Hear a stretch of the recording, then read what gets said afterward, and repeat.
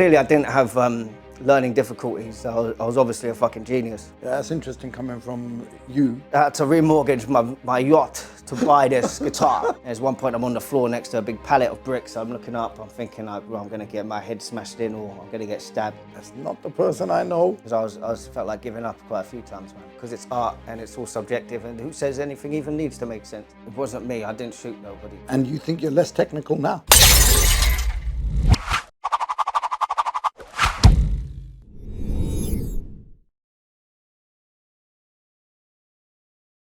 When I started the channel, my intention was to create a platform to support and bring further awareness to talented artists that don't generally get the support elsewhere, as well as documenting already more established artists' legacies.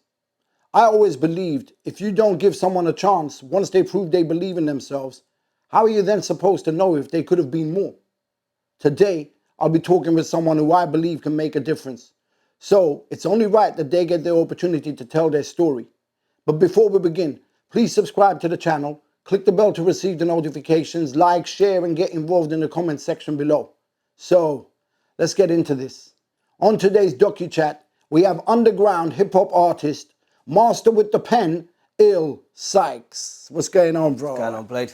How you doing? You good? I'm great, man. Very happy to be here, thank you. Okay, if we go back, when you came in and you did your one take, 15 minutes, and it was a one take. We didn't con anybody. It was straight up, and then I kind of realized, yo, you got something.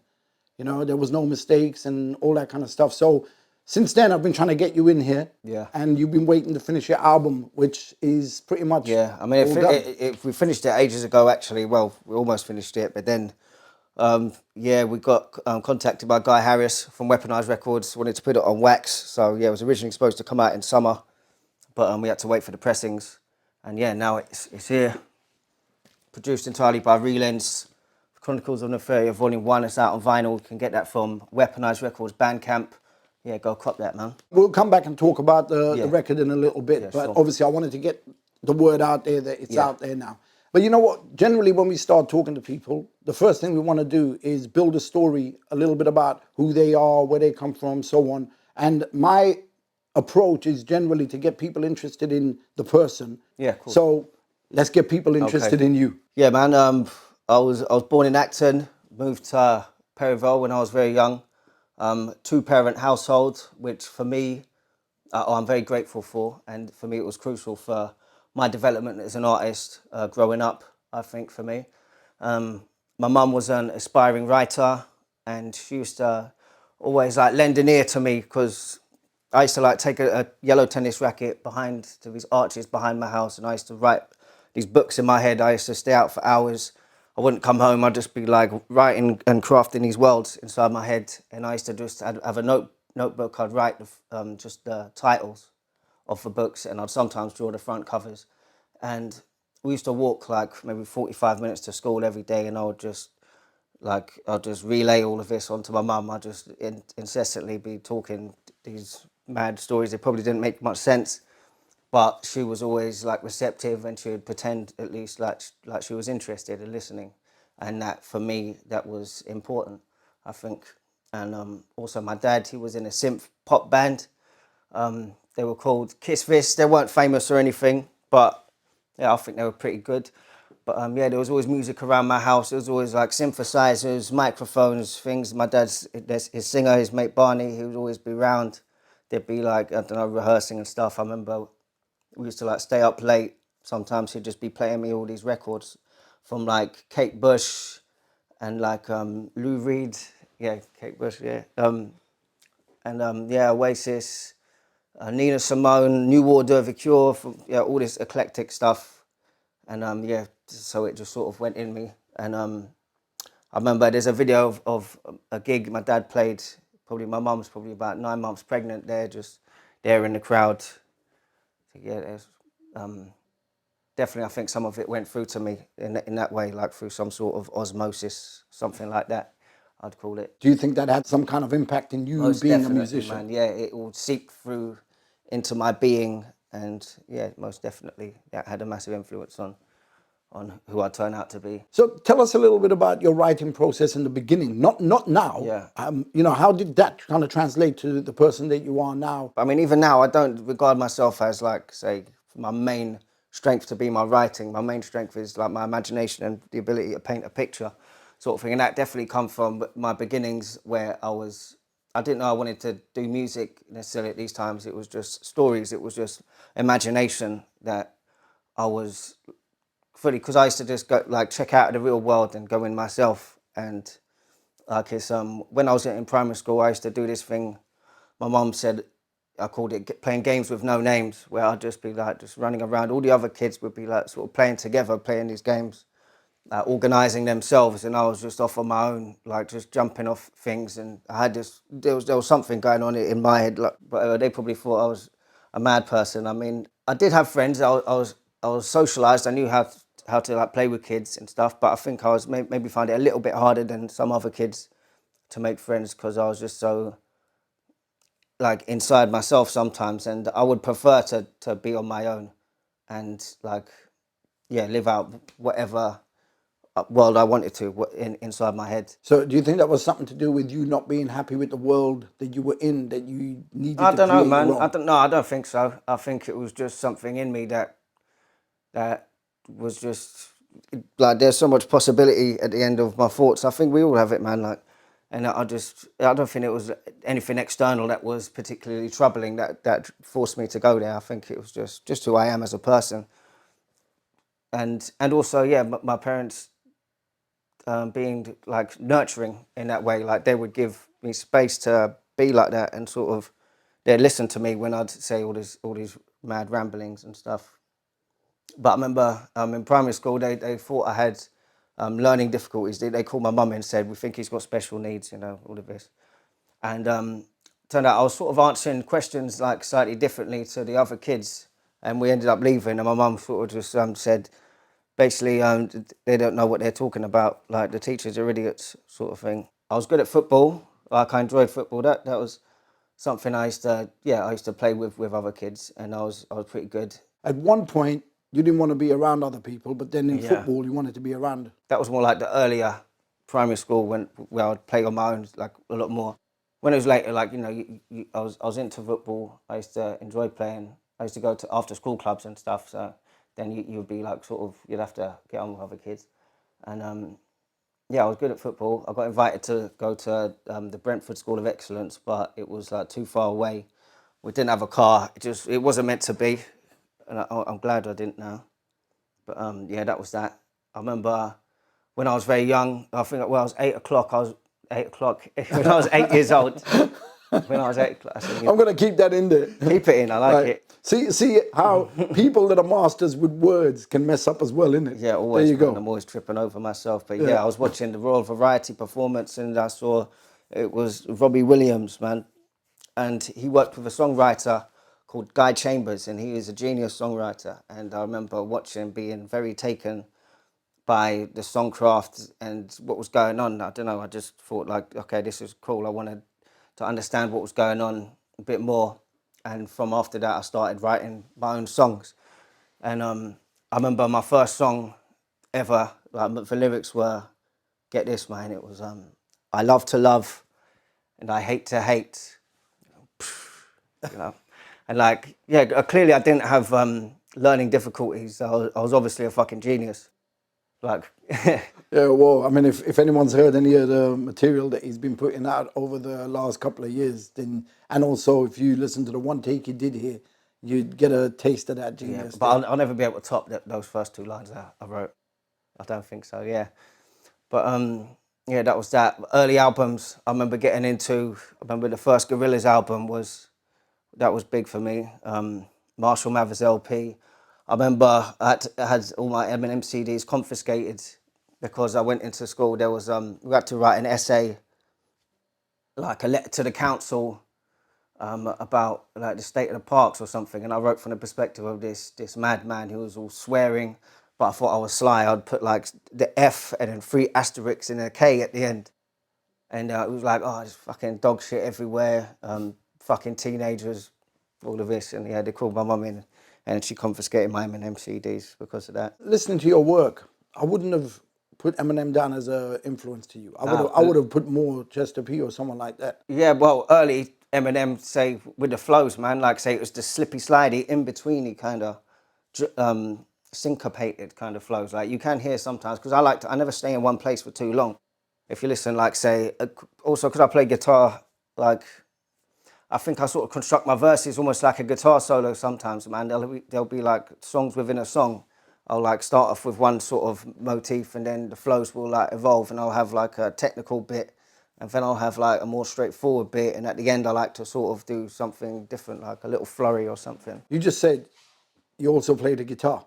Yeah, man. Yeah, You want to show us? I can show you a little something, man. All right, let's get this guitar in here. That's just a little riff I wrote a little while ago, man. But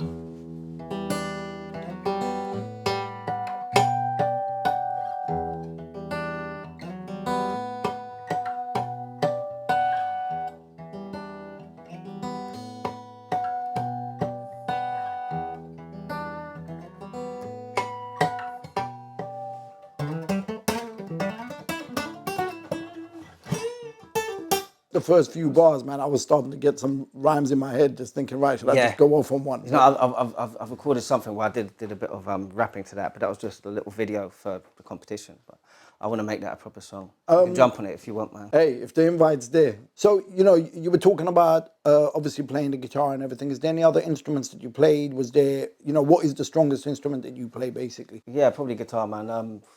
Later on, I end up getting really into like the shred kind of heavy metal kind of stuff on electric guitar. But I play a bit of piano, like, and I can play. Like I've written songs on a keyboard. I don't know how to play it properly, but I've written songs. Like I could fool you in it, and you could think that I could play it.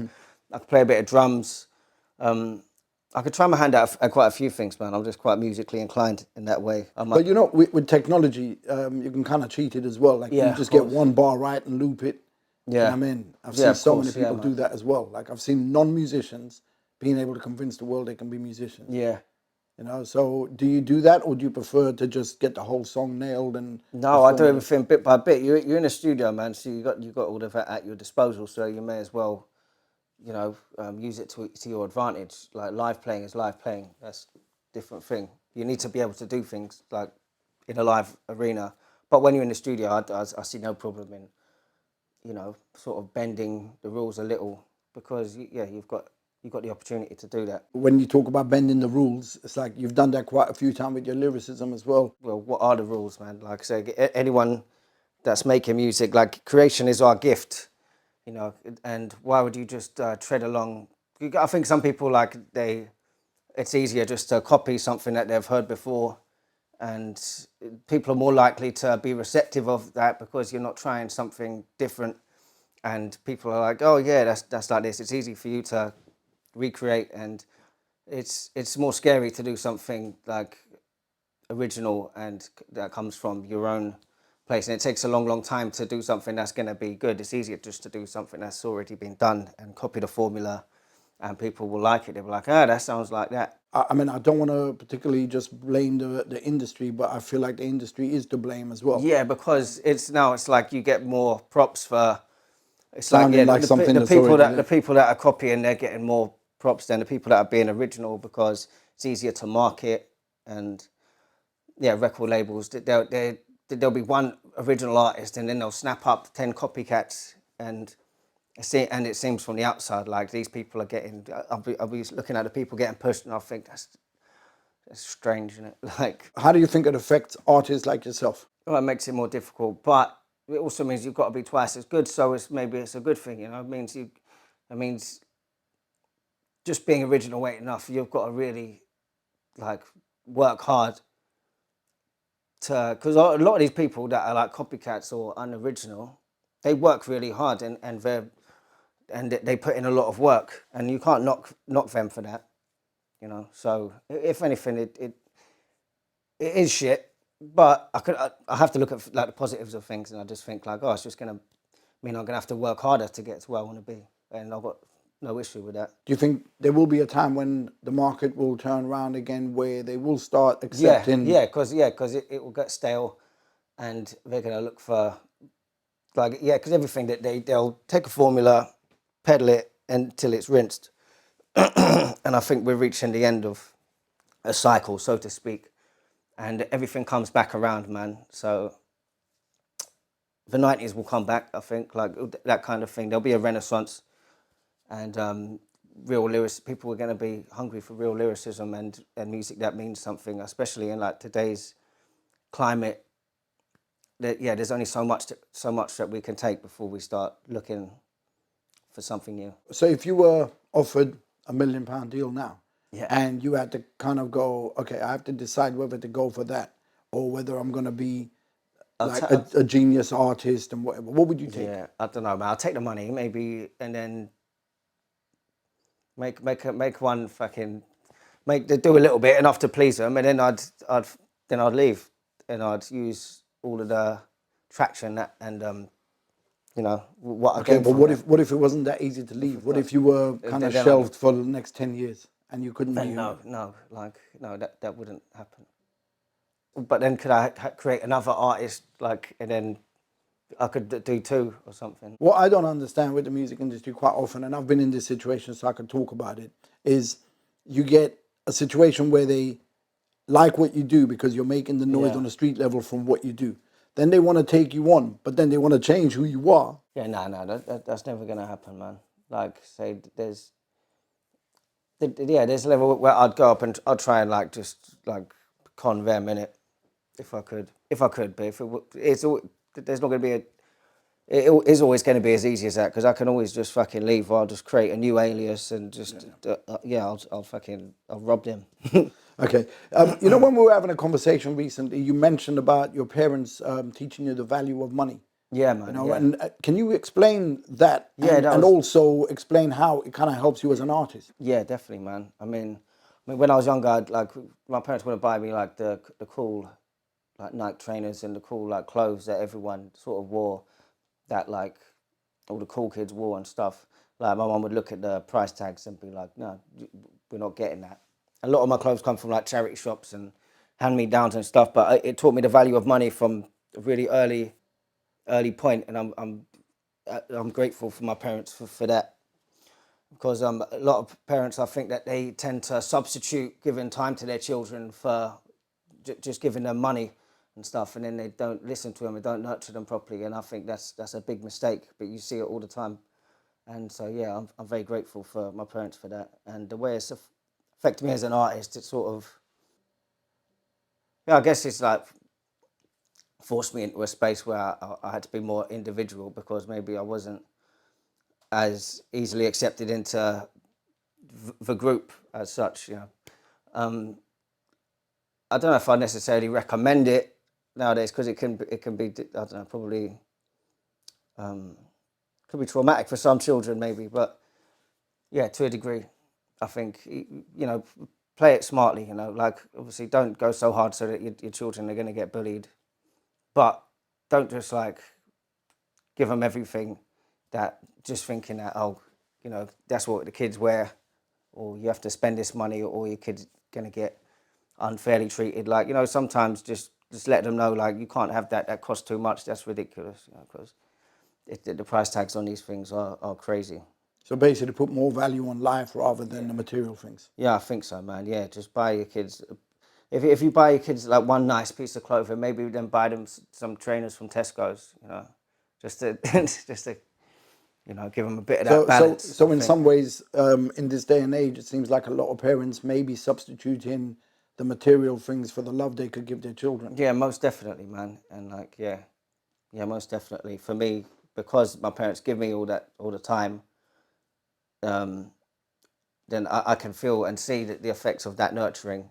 And I can see it on the other hand, where parents might have not given them that time, and they've had everything they wanted when they were younger. Now things aren't so good for them, and like it's not the best thing for the kids either, because then yeah, no one likes a spoiled brat. You went to college to learn playing music.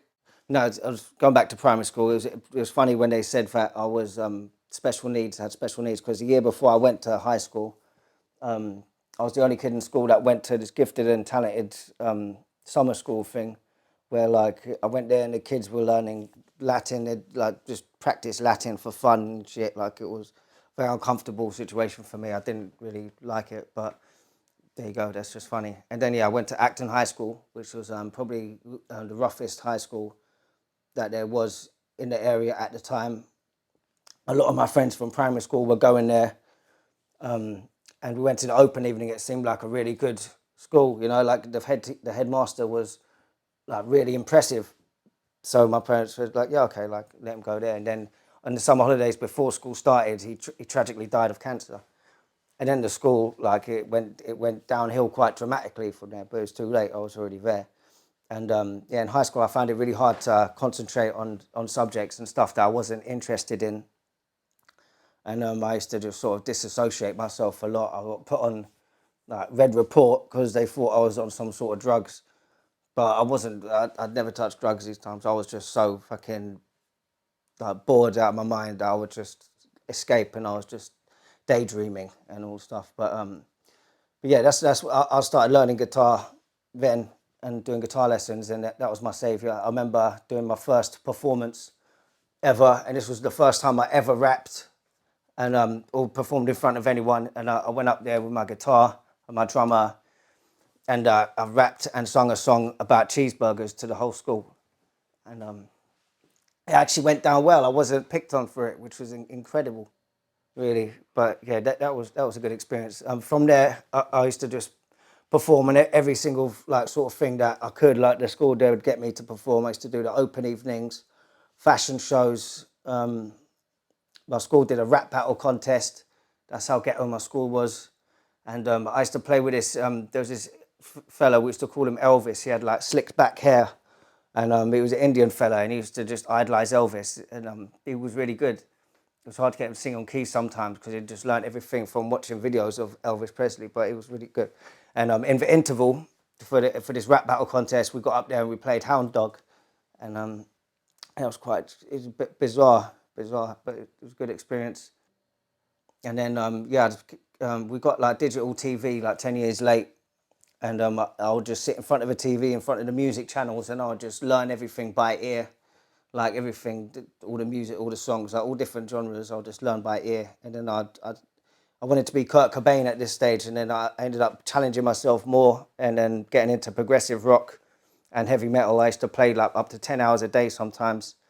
And I started writing this sci-fi concept album, like all instrumental at this point. You had an album out that you put out in 2013. So, yeah, that's not for a while. Was that kind of like a product of? No, because I took the sci-fi concept to the band that I joined after I left. When I was in music college.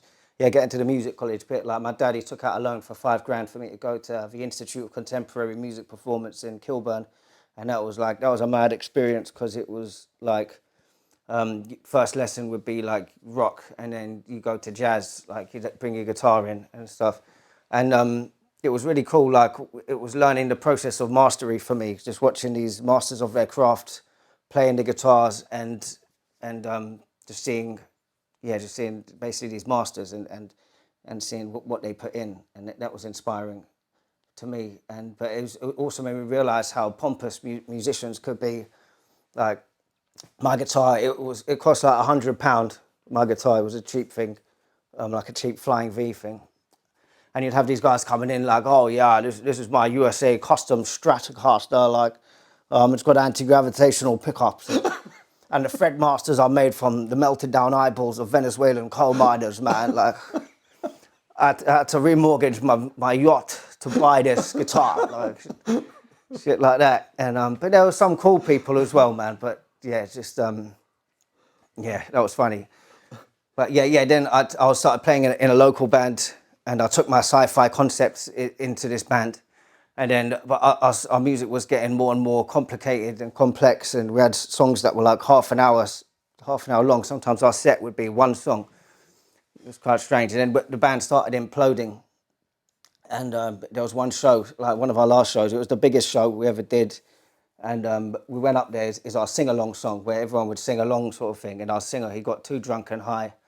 And he stood there and he sung the first line. He just looked at me, and then he sung the second line. the same. He sung the first line again, and then my drummer, he like threw the fucking sticks on the ground. He stormed off, and he was like, my girlfriend's parents are in the crowd, man. Like, he was really angry, and that was hilarious. But then, yeah, so we needed money to record a demo. So like all this time that I was in the band and stuff, I was like, because a lot of my friends from high school, like they were sort of from a different world, and they were like deep in this street shit, man. And I was spending a lot of time with them. And then I thought I'll just hustle a bit so I can make the money to do the band's demo. And So you took a different path then? yeah, I ended up going right down the wrong way. This is like the origin story of Sykes, man. And I ended up wasting like so many years down like doing like stupidness, man. Like I remember like one thing that set it off like before was like my mum told me, she said, if you don't smoke anything by the time you're 16, I'm going to give you £500. Yeah, and I took it to heart, and I thought, okay, that's wow. Like, I just had it in my mind, £500. That's so much money in my head. And I was hanging around with these people in this house where there was no electricity or nothing, because they'd spent all the money on weed, and everyone was just smoking weed, and they were like trying to pass me. And I said, nope, my mum's going to give me £500, and then I'm going to be laughing, mate, and you guys are going to be, you know. And then I said, it's my 16th birthday come, I said, Mum, right, with my money. And she said, what you talking about? I must have been drunk. So I thought, oh, okay. And I sort of just went the other way, man. I just started smoking weed heavily. Oh, so because you didn't keep a word. Well, I don't know, like, looking back, I feel like that was a turning point, man. And I felt all these fucking times I could have been stoned up my fucking face. Like, She probably did you a favour anyway. She definitely did, but like, yeah, I went far. I pushed against it, like, and yeah, I'm not blaming her at all. It's all me. Like, I was never like obligated or pushed into doing anything, man. I seeked out the wrong. I made wrong decisions, like entirely off of my own back, consistently for a long time.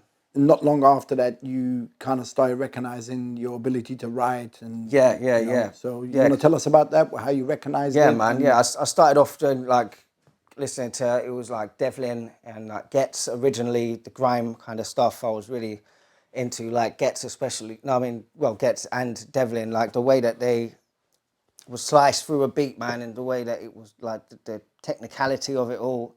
I was really taken by it, and I was writing like that. And I remember the first track that I did, I was with two other guys. It was like a grime kind of dub kind of beat. And they're all talking all this like cruddy stuff, talking this street life. And I come up and like, I was like, sort of like I am now. I was quite big with the words and stuff, man. But what I said, it didn't really make any sense. It was quite funny. My first lyric on the first track that I recorded, it was like something like, cryogenic calibration, cybernetic infiltration, riding to my destination. It's in another dimension. I bust through a portal, becoming immortal, sicker than everything, stronger than heroin. I can knock out a horse like ketamine, thinking you're stepping in, die in the hell that you'll find yourself in. But like, it was shit, like, and it didn't make any sense. But you know, that's a gem to somebody out there. Nah, it was because they can't write like that. Nah, man. But that was very early stuff, man. It's not as bad as you think it is. Nah, but no, it just didn't make no sense. It was big words, like very wordy, and but there's a lot of it. No, before you learn how to like make things make sense, you sort of do just play around and you just say silly things. You've got to do that for a long time before you actually. Bro, there's a lot of people out there that even after 30 years of experience, they can't make sense. Yeah. So and sometimes you just say like, oh, it does make sense. You just don't understand it, you know, like. And then you can get away with writing all sorts of mad stuff. And it doesn't really matter at the end of the day because it's art and it's all subjective. And who says anything even needs to make sense? Exactly. It's art and it's in your head. If it makes sense in your head, who cares? Man. I remember like some people were saying like, oh, fuck it, that last guy killed the track, man. Like, yeah, they weren't feeling it, man. And I was quite bad at taking criticism. I actually got in some physical altercation, but with which I feel stupid about now because everyone's entitled to their opinions, and I've gotten much better at that. But there was a lot of people saying sort of like, oh, like you should stick to your guitar, go back to your guitar playing and stuff, like, because like my voice wasn't as refined as it is now and stuff, and I wasn't, and it just sounded quite funny, and I was talking some mad stuff, but I knew that I had something, you know, I knew that like writing made me feel good. I knew that it was a way to use my like creative skills, and it was cathartic for me. And I feel like rap and hip hop, like rapping, is the purest form of expression to me. Really, I think. So yeah, I just carried on doing it, and it wasn't until I heard like Illmatic that I sort of made the jump from grime to hip hop, because I just thought, wow, like this is like the style of music that I want to be doing. It was so cool, man. So just to clarify, your early influences were grime, then it moved to hip hop. Yeah. When I discovered UK hip hop, it was like I heard Task Force. It was like unlocking a part of me that I didn't know existed. And yeah, just the visual element of it, sort of Jackson Pollock's kind of like he's throwing different visual cues, and you're just like, wow, man, it was just really intense and powerful for me, like at the time. And Chester P's first solo album as well, From the Ashes, fucking, for me, he was just like clearly head and shoulders above everything else. Like I liked some other UK guys like Skinny Man, Jest, and Ramps and Bad Bones. I liked all of them. I liked a lot of them, but Chester was the best for me. Actually, a huge influence was a friend of mine, rest in peace, infamous Red Eye Jedi, Johnny Maloney, from like the local area and stuff. This guy was incredible, man. This guy, like, he used to just rap, and every rapper I know that come into contact with him is heavily influenced by him, and you can hear his influence like in their styles. Like, the guy was something else. Yeah, rest in peace to him. When you kind of discovered UK hip hop, how did that affect your love for US hip hop? I started really getting into both of them at a similar time, really, man. They were just in tandem. I didn't really see them as that different. The reason I'm asking is so many people that ended up discovering UK hip hop just stopped giving US hip hop a chance. Because we were obviously getting to hear all the popular stuff. Yeah. But there was a lot of underground stuff that was amazing. Nah, that, I was never me, pushed. at the same time. Like I was going through my US. I was listening to it all at the same time, and I went through a huge Vinnie Paz stage, Jedi Mind Tricks, like the Rugged Man, R.A. the Rugged Man, Just Allah. Yeah, there's loads of like Mobb Deep, Nas. I was huge on Nas, man. I loved his shit. Yeah, at that time it was just like all different.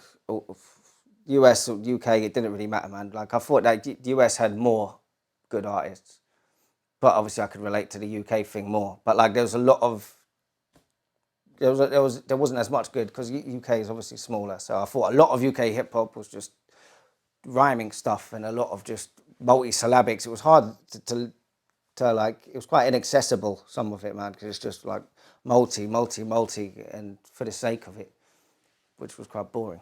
Yeah, that's interesting coming from you, who does that as well. I know, no, I do a lot of multis, but like, not, you know, when you hear a multi that is just forced just to be a multi, like, and I've walked with the door with the door, I don't know, like, and you could hear, like, they're saying things that are unnatural, things you wouldn't ever say, and it's just like, it's jarring, man. Yeah. Sometimes, like, there'll be like a sick multi, like, that would be sick. Someone like Kalashnikov is sick with that. Yeah, yeah. It's like embedded in his style. And obviously Chester. So Yeah. But like, sometimes I'll sacrifice a good multi for something that just feels and sounds natural. Like, people be like, why didn't you say that? That would have been a perfect multi.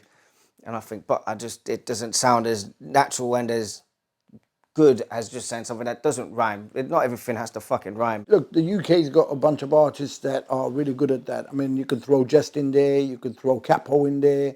Yeah, you know, there's a whole bunch of people. I don't know how I missed Capo first time round, man. Bro.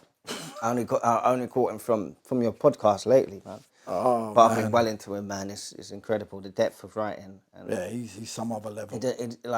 Especially his new stuff. It seems like what he's coming with, like now, this Canon project with Kong. It seems like there's no lines out of place. Like, there's no fat. It's just intelligent, well thought out, genius writing. He's definitely one of those guys that needs to be. Yeah, definitely, man. Needs to be elevated. Everyone needs to know about him. Well, we'll do what we can to push him when we can. Yeah. So hopefully we'll get Capo in here at some point as well. So yeah, I loved your interview with him, by the way, man. Oh, thanks. He's very insightful, very interesting character. Yeah, 100%. You at some point ended up moving out. Do you want to tell us why? Yeah, I mean, to man. most people, moving out is just moving out, but there was a Yeah, no, reason for for me, you. like, but I was like getting up to whatever, you know, getting up to no good and stuff. These times I kept getting arrested more and more frequently. My mum said, if you carry on doing what you're doing, I'm gonna basically give you up to the police. There's one time she ended up going to the library. I had a kilo of weed in her rucksack, and she ended up. It was one of her rucksacks, but I'd put it in there temporarily, and she ended up taking it to the library. Thinking, what's that funny smell? And she found it, and she wasn't too happy about that. But yeah, there was a number of incidences, and yeah, she said you've got to move out, and then so I ended up just renting out this room in this mad dilapidated Pebble Dash house in West Ealing. It's a house of multiple occupancy. It's not there anymore. It got knocked down and rebuilt. But this was the start of loads of madness. I didn't have anything stopping me from just doing what I wanted, and it was great because I didn't have a job and I was just able to write lyrics and hone my craft and smoke weed and drink and all of that. But it wasn't great, really. It wasn't good. Do you think that situation helped you? It's a learning process, isn't it, man? It didn't really help me at all. Like it's fun. It's hard to say like regrets, because everything leads you to this path that you're on. And some people just get everything right, they don't make no mistakes, and they end up just doing the right thing. Like for me, I had to make lots of mistakes, and I ended up in lots of sticky situations. Like for me to then realize, actually, like this isn't you as a person. You can achieve a lot more. Like, yeah, it took a lot of mistakes. And yeah, this place, I was like, hanging around with some dark people, like doing dark things, and yeah, I don't want to talk too much about the stuff, but it was some heavy stuff, man. But I was getting to write a lot, and I started putting videos out on YouTube. Did my first two videos, first couple of videos. They got taken down in the end because the guy that I was with in the videos, he got arrested for quite very, very serious offences. So they got pulled, but and then I ended up culminating in a situation where my place place where I lived, it got run up on by there was 5 younger guys and 1 older guy. Basically, they caught wind of what I was doing, and they were probably jealous. Didn't have nothing going on or something like. So then I heard a knock on the door. Something told me to go outside and check it out. I went out through the back, and I see these guys at my front door. So I sort of wanted to lead them away from the house because there was stuff in the house I didn't want them to get. They ended up seeing me. We ended up having a fight on the street, and then I recognised a few of them straight away, and I realised, and I know that they've stabbed people before. They're quite notorious in the area. There's one point I'm on the floor next to a big pallet of bricks. I'm looking up. I'm thinking I'm going to get my head smashed in or I'm going to get stabbed. But then it didn't happen for whatever reason. I ended up getting to my feet, and there's the bigger guy. He's jumping, stepping to me, and then I sort of stepped to him, and then they ended up running away for some reason. I have no idea why they ended up running away, but they said, we're coming back. That could have been you ended. Yeah, but and then there was some phone calls made and stuff. Threats were made. Nothing ended up happening in the end. Didn't hear from them again. But I ended up getting kicked out of my flat a week later because of there was a separate incident involving firearms that people in the flat that lived there, they were scared, so they told the landlord, sort of thing, and yeah, I ended up getting kicked out of there, and that was that. So let's just clarify, the firearms wasn't you. It wasn't me. I didn't shoot nobody. But it's people I was hanging around with. This doesn't bear any resemblance to the person I am today, any of this stupid shit. Yeah, no, you know what? When you're young, you make mistakes. Absolutely, that's what these are, big mistakes, I look back and I think, what was I doing, man? Because, one day I literally just thought, yeah, you're a good person, that this stuff isn't... That's the thing, when you're talking about all these things, I'm just like, that's not the person I know. I know, man. You know, so it's crazy. But yeah, just keep being the person you are, because it's a good person, you know what I mean? I've had first-hand experience on numerous occasions. And if anyone asks me about you, all I can say is good things. So, yeah, thank you, man. Appreciate it. But yeah, then you went on to other things. So what was your connection with Don't Flop? Yeah, Yeah, this is that. So after this stuff happened, like the next place I moved into, I had to like tone it down a bit, man. It was a bit more low key. I was still sort of up to no good really, but yeah, it was a lot more calmer. And my friend, he got a tryout for Don't Flop, and I thought my friend Danny Jack, and I thought like, well, I think I felt like I was a better rapper than him. I thought, yeah, I'll fucking have a go at that. So I sent a video that I did for Fatline Productions. Like I was wearing this Armani reversible jacket, like, but I thought I was all on this conscious thing. I thought I'd turned a corner, and felt like I was all fucking had loads of wisdom and stuff, man. In this freestyle video, but I was still an idiot. But yeah, so I got to try out, and I was just thinking that I thought I was too good, man. Like I never really proved myself. I was just a bedroom rapper, but I felt like, yeah, I'm the sickest ever, like. And I didn't really watch battle rap. I didn't, yeah, I wasn't really into it. I wasn't really a fan at the time. I just thought I'm just gonna breeze this, and I didn't put much time into the preparation. Like I didn't even practice the bars out loud. Really, I don't think. I ended up going there and then thinking like, oh shit, like I'm not prepared for this, and I ended up choking all 3 rounds, and like it didn't even matter, like, because if I didn't choke, the stuff I wrote down was shit, and I would have lost anyway. The other guy, he was really good, man. Who was it? Soul Jitsu, but like he'd done his homework, man. He'd like got on Facebook, and like the partner that I was with at the time, she just passed her driving test, and like he brought that up, and then the crowds were like, rah, like he knew all these things to do. He had one line I'll never forget. Listen, I've said it a few times. Respect BA was my hype man, and He's this awesome. same floor that we're here on now, he Yeah. used to sleep here when we Yeah. were on tour and stuff. And all he did was practice. He would study people, and Man, I've so got I so know much respect for battle rappers, and they because it's work. insane like what they do, man. They work. Like you got to write basically a fucking EP worth of material, memorize it, and Memorize stand it, there, yeah. and then it's gone. And then to be able to throw in things that happen on the Off spot the as cuff, well. yeah. Yeah, it's sick, bro. It's insane, man. It is Yeah. insane. But that, yeah, Soul Jitsu had one line. It was like, I had phone sex with your girl. She gave me hearing aids.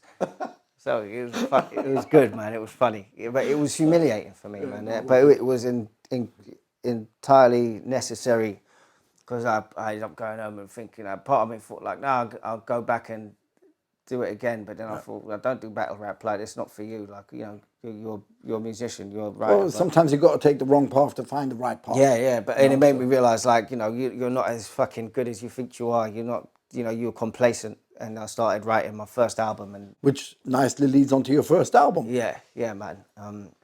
So yeah, I started recording my first album. I had like 2 producers at the time, my friend Alex King and Quiet Storm, who was my boy's uncle. My boy J-Man Jamal, free Jamal, ended up he's in jail for like, he got 13 for drive-by attempted murder thing. But he's another really good guy. Just got caught up in it, man. Hope he's out soon. Yeah. So yeah, I started recording at Hands of God Production Studios. Guy that I linked up with through Ono Capono, who I knew from the area. Like this is where he recorded his first 2 albums. And yeah, I was proper into it these times. I remember I had like a little warehouse job, like, because I had to like have a job sort of to get a flat at those times. And what I used to do, because I used to have to go there in the morning and sit there and wait to see if you got a job for the day. And if you didn't, you'd have to go home. It was proper shit. So I'd go there 6 in the morning, sit there sometimes for 3 hours, and then go home with no money. Like, so what I used to do, I used to just go to Costa's and tell my missus at the time that I'd gone to the agency, and then I'd just have a coffee, then I'd go home if she'd gone to work, and I'd just sit and smoke weed and write my album. And yeah, you got to do these sort of things sometimes. And I was really active at this time. I was enjoying writing. I was like finding my feet, and I felt like I'd actually like taken a few in terms of the writing process. Before I was sort of trying to do, I always written above my head, but like sometimes you've got to take a step back and slow things down a bit, and I'd simplify because I was a bit too extremely like technical in the beginning, and there was things I was missing out because I was like trying to run before I could really walk, and I took the time to slow down and really refine. What? And you think you're less technical now? No, but I had to step back from it before I could do what I really wanted to do then. Like, because now I sound like how I wanted to then. I'm hearing a lot of technical. Yeah, but now I can do it properly. At first, I wanted to sound like that, and that's the trap that a lot of writers you can fall into. Like, it takes a lot of time and to do, and everything's got to be So basically, precise. you've perfected it. You've gone to the lyrical gym, and I still don't think I've perfected it, man. There's still a long way to go, man. Like, it might have been a bad idea to do a whole album at this time because being a relative unknown, like, who's going to listen to? Probably not as many people heard the whole thing as I would have liked to, but I've always been an album person. I've always enjoyed listening to whole albums, like start to finish. And like, I think the vision was there, man. It's like, it's sequenced beautifully. So the rapping is good. It's not as good as it is now, but yeah, I ended up just doing the album, doing one video for it and thinking like, now that's it. Like, that's all I'm going to do. Like, and just thinking it's just going to take off. Didn't work like that, man. You need to do a lot more work. And then I ended up, I had my daughter around the same time. So I ended up, just leaving it for a bit. Over the next 8 months, like, I sort of cleaned up my lifestyle for my daughter and stuff, and like everything was good. Then about 8 months in, the relationship broke down. I moved back into my mum's, and I become a weekend father, which sort of crippled me really, because having my daughter there every day to look after and keep myself well was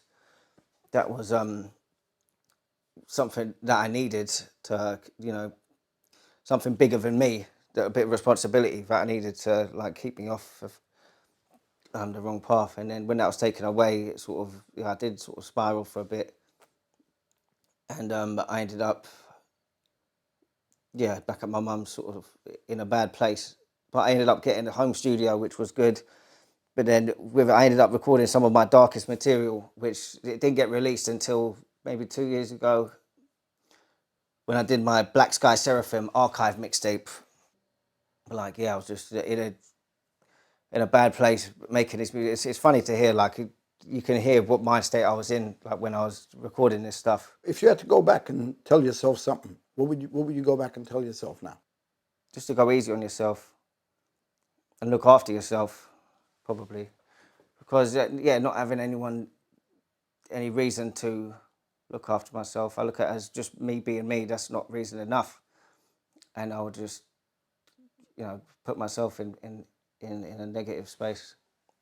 But now I feel like I'm a different person now, man. I'm a lot stronger, and I find it funny looking and reminiscing over this version of me, because I'm like, the person here today is not even is what's the word, unrecognizable.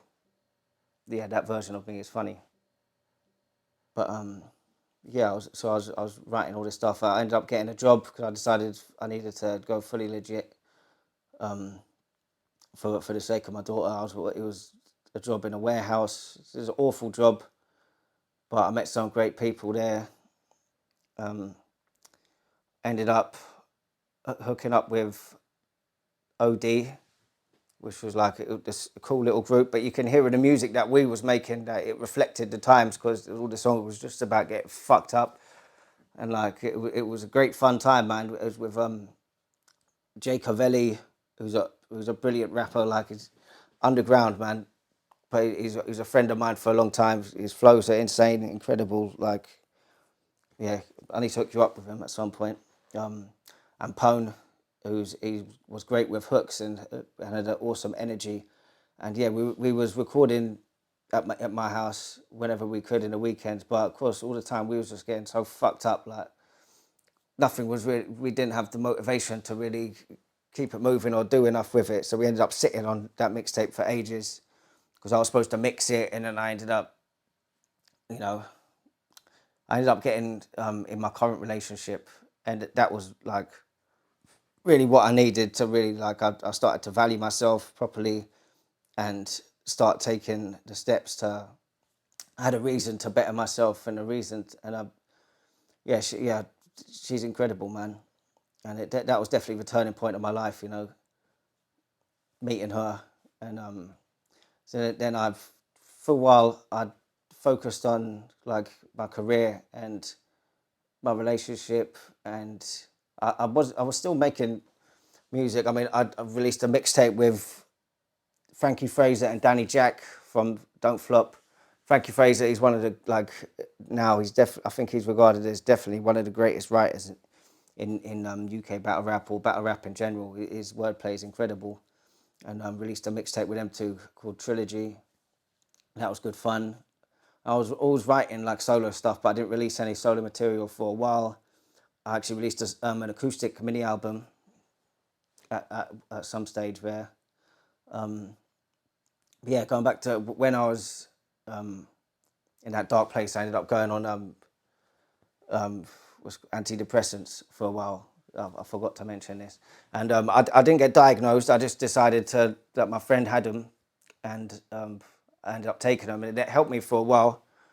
I think, yeah, it served its purpose for a bit, but then it ended up bringing with it, like, it took away my shame reflex, sort of, and like you go out for a drink and stuff, and then the next day, like, you just wouldn't, you know, when you get the fear and all of that, I just didn't get it, and I found myself, like, instead of like growing my resilience, I was ending up falling into comfort zones, and it didn't work for me. And for me personally, like, I don't think, yeah, I went to the doctors once, and they tried to give me drugs, and I said, no, it didn't really work for me. I don't want them.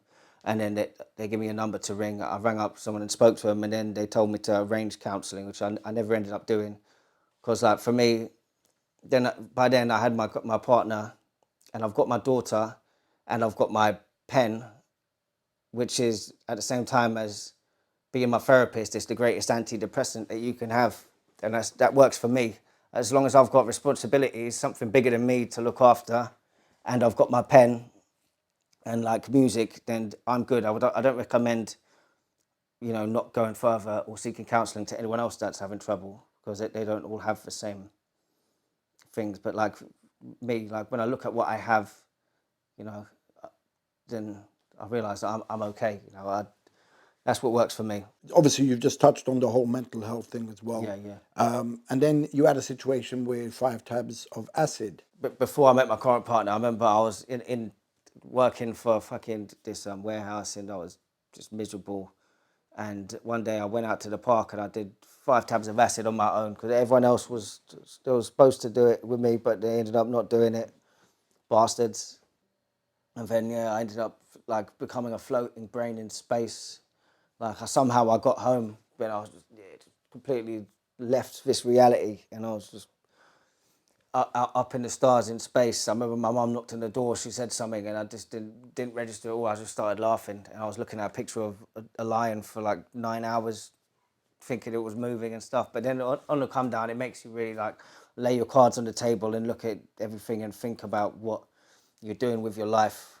And yeah, that's when I got my CSCS card, and I went into scaffolding. My friend Pone, Sonny, he hooked me up, got me a job on the site that he was working at, and yeah, that's what I've been doing ever since. This a cappella challenge, do you want to tell us about that? Yeah, man. Yeah, I hadn't released anything solo for a while. Then the pandemic came along, and I thought I'm gonna have another go at this sort of thing.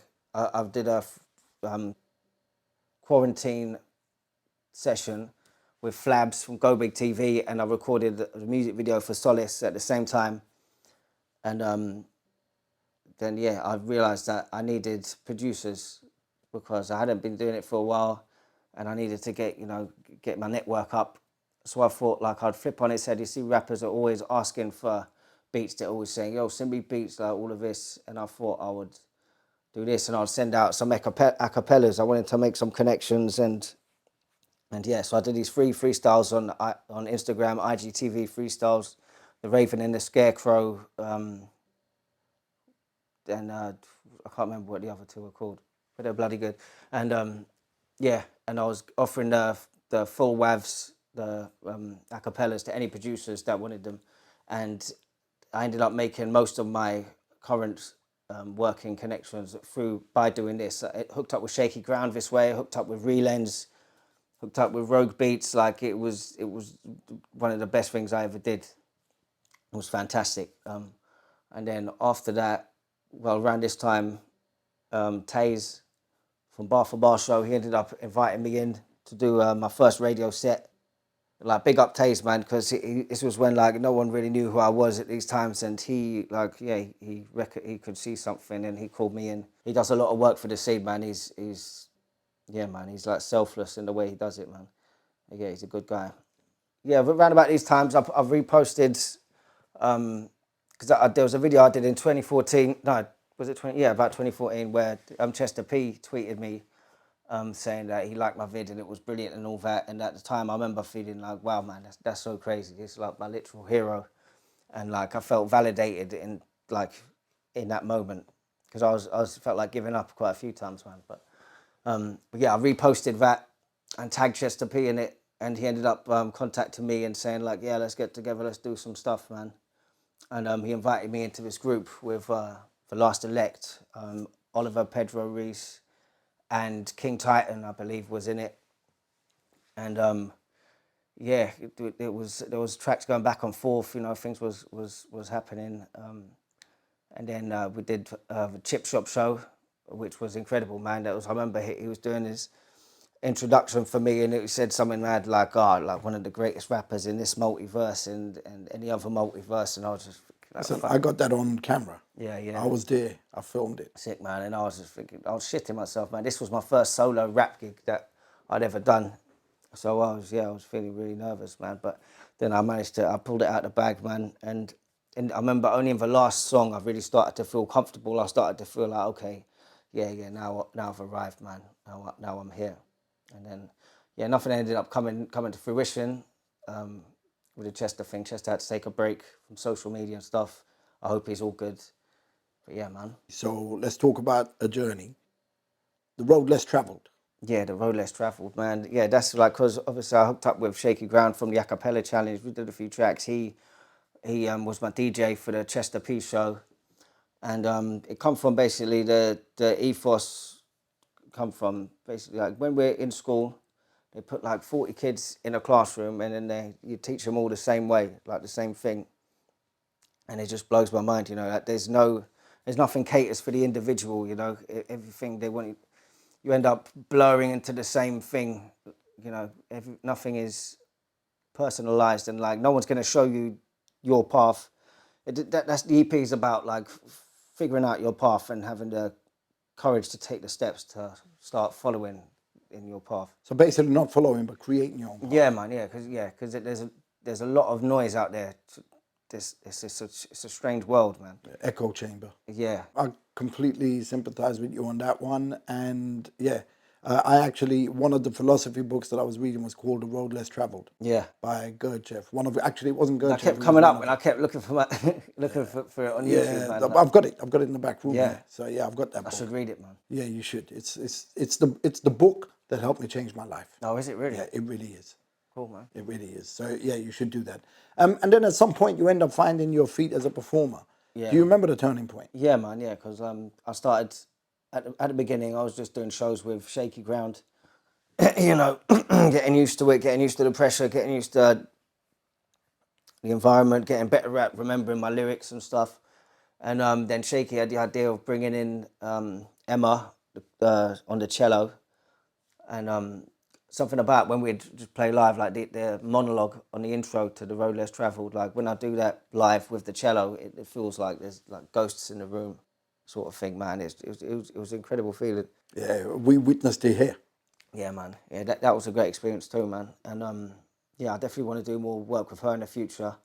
But yeah, moving on from that, since I've done a number of shows now on my own, as my own entity, without Shaky Ground, and like, because I've got now quite a wealth of material of different, coming from different styles and very different sounds. So now I can sort of take the audience on a journey. I can like take them where I want to take them. Like, and what I enjoy doing, sometimes there'll be like a certain crowd that will be more like into like the harder, gritty boom bap kind of stuff, and it would be like expected for me to do a set of those kind of songs. But what I'll enjoy doing is I'll do a few of those songs, and then I'll take them somewhere else. And like, because for me, the most rewarding thing about this whole thing really is when, like, say, because I've got it in my head, I've got like a file of like what I expect people to be into. Like, I'll think, like, I'll have an idea of what material of mine will affect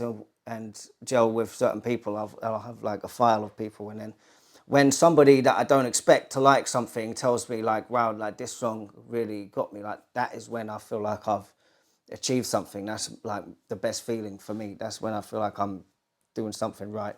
You know, not when the people that I expect to like something, if I play the songs that I expect them to, everyone in the audience to like, because it's that kind of crowd, then if they like it, what have I really achieved? Like what have I really done? I'll go home feeling depressed, like nothing's happened. But if I do some unexpected things, and then people are like, yeah, like people I don't expect to like them tell me like, yeah, that was really cool when you did this, and this has been happening quite often.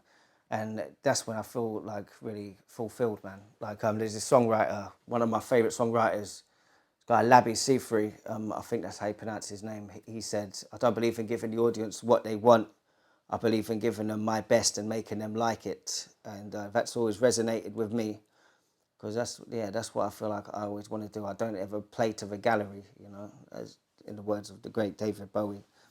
I like to take them on a journey, and if I can convert them by the end of it, that's a real feeling of fulfillment.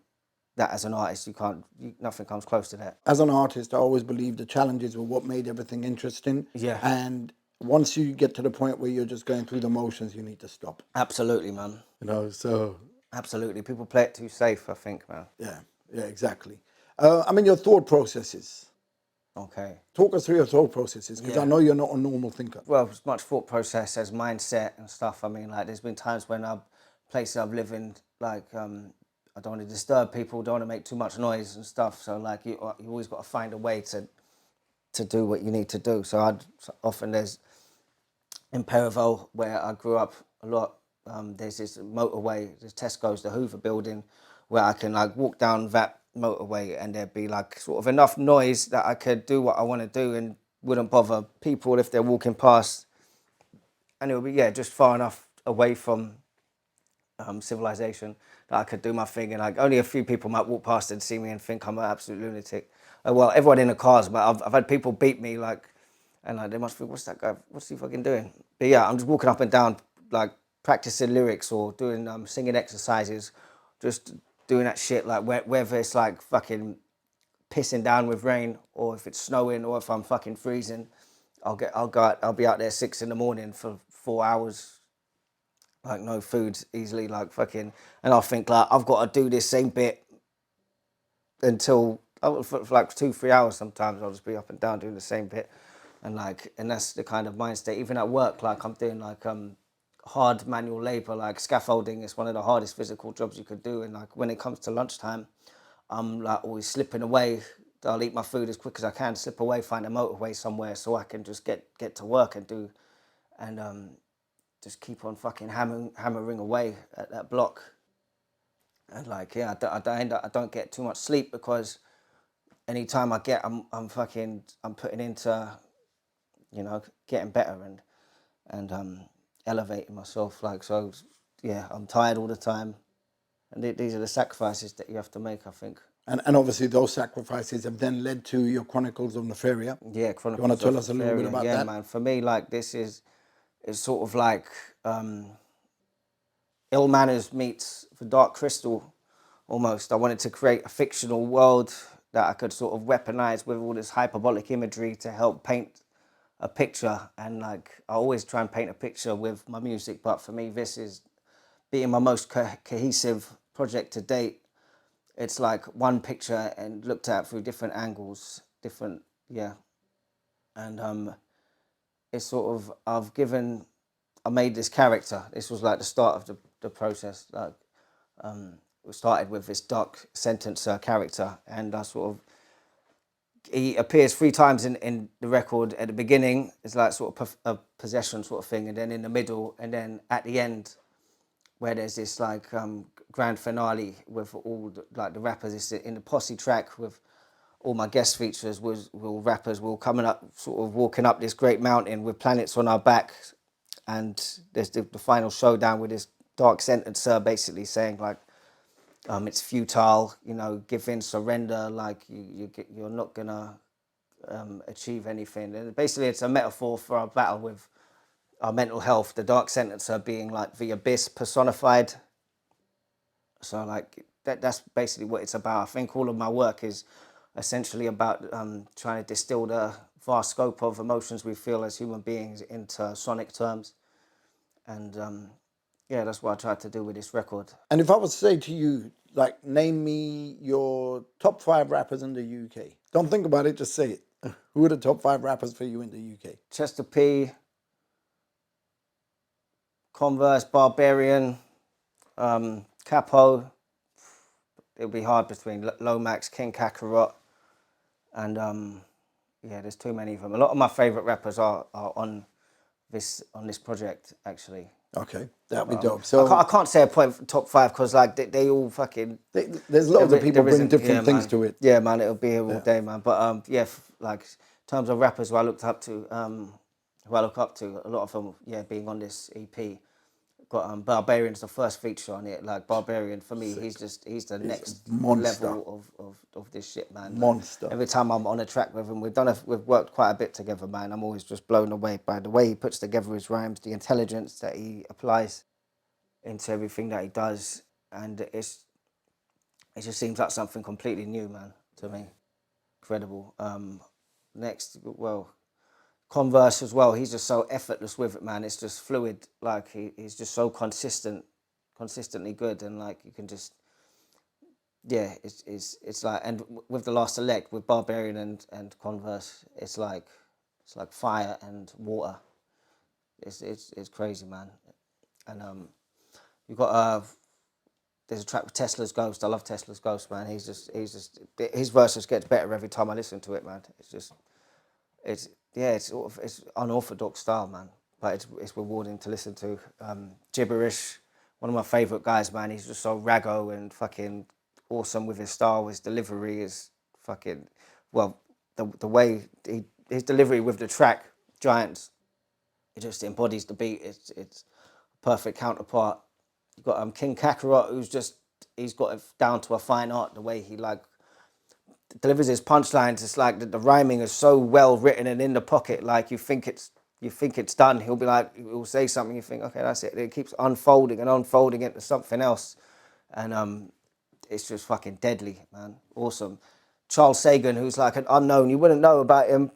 He doesn't release much music. He's Frankie Fraser is his brother. Frankie Fraser from Don't Flop.